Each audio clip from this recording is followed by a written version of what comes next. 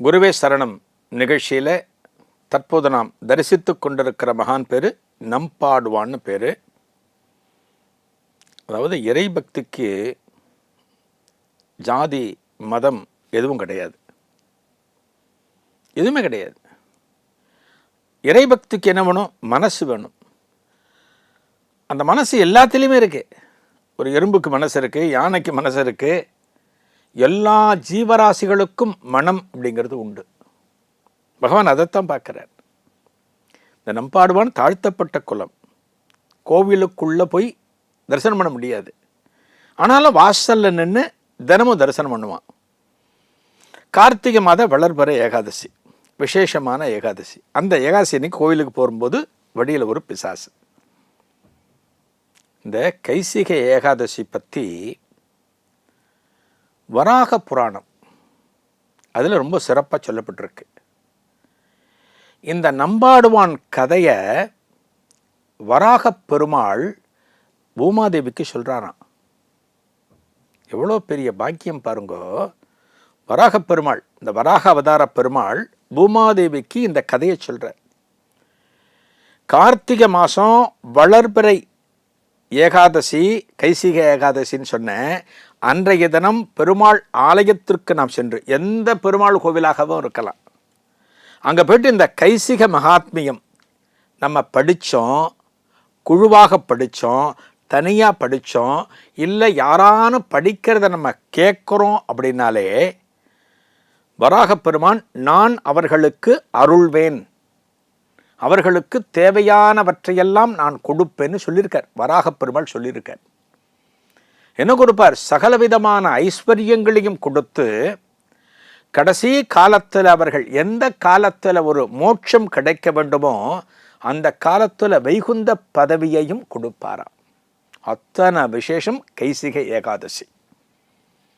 சொன்ன இல்லையா, வைகுண்ட ஏகாதசியை விட கைசிகை ஏகாதசிக்கு பெருமைகள் அதிகம்னு வைணவர்கள் சொல்வார்கள். இப்போ அதை பற்றி நம்ம பார்த்துட்ருக்கோம். ஏகாதசி அன்னைக்கு போயிட்டுருக்கோம். பிசாசு நான் உன்னை சாப்பிட போகிறேன் அப்படின்னு சொல்கிறது. நம்ம இருந்தால் என்ன பண்ணுவோம்? அந்த இடத்துல இந்த பிசாசுக்கு பின்னாடி இருந்தால் என்னை எப்படியான விட்டுரு, எனக்கு குடும்பம் குட்டி இருக்குது, நான் பிழைக்கணும், என்னை மன்னிச்சுடு, பிரம்மராட்சசம் என்னை மன்னிச்சுடுன்னு நம்ம கேட்போம். இந்த நம்பாடுவான் சந்தோஷப்படுறானா? ஆஹா, உனக்கு நான் உணவாக போகிறேனா? அதை விட என்ன இருக்கு? நான் சந்தோஷமாக உனக்கு நான் உணவாறேன், நீ என்னை சாப்பிட்டுடலாம், தாராளமாக சாப்பிடலாம் அப்படிங்கிறான். அந்த பிசாசுக்கு சந்தோஷம். சாப்பிட்றதுக்கு தயாராகும் போது அந்த பிரம்ம ராட்சசம் இவனை விழுங்குவதற்கு தயாராகிற போது இவன் சொல்கிறான், நம்பாடுவான் சொல்கிறானா, எனக்காக கொஞ்ச நேரம் பொறுத்துரு. இன்னைக்கு கார்த்திகை மாதம் வளர்பிறை ஏகாதசி.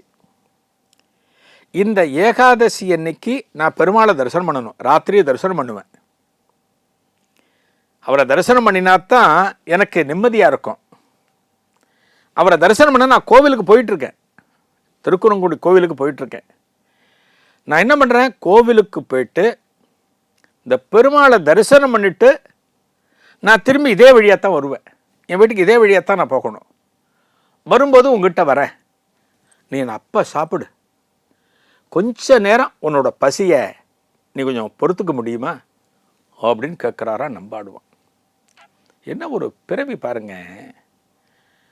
அதாவது வாழ்க்கையில் கடவுள்தான் பிரதானம்.